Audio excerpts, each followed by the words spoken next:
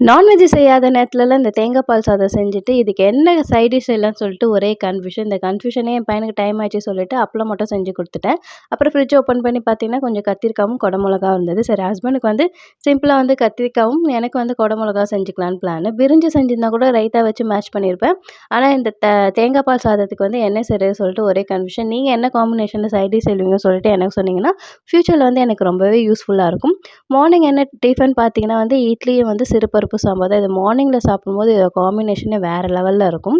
உங்களுக்கு இந்த காம்பினேஷன் பிடிச்சிருந்தா மறக்காம கமெண்ட் பண்ணுங்க. மார்னிங்கில வந்து என் ஹஸ்பண்ட் வந்து எனக்கு ஹெல்ப் பண்ணுவாங்க.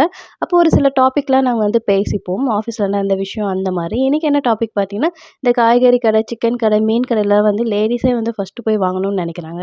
ஜென்ஸுக்கு வந்து வழியே விட மாட்டேங்கிறாங்க, வாங்கவும் விட மாட்டேங்கிறாங்கன்னு சொல்லிட்டு, அதில நானும் ஒருத்தி தான் நெனச்சுக்கிட்டு, சரி விடுப்பா அவங்கலாம் வீட்டுக்கு போயிட்டு சீக்கிரமா சமைக்கணும் அப்டி சொல்லிட்டு இருந்தேன்.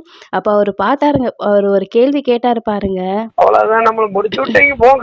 ஏன்டி அப்ப நான் வீட்டுக்கு சீக்கிரமா வந்தா தானடி நீ சமைக்க முடியும்னு சொல்லிட்டு. இந்த மாரி உங்களுக்கும் நடந்திருந்தா என்னோட சேனல் லைக் பண்ணிட்டு சப்ஸ்கிரைப் பண்ணி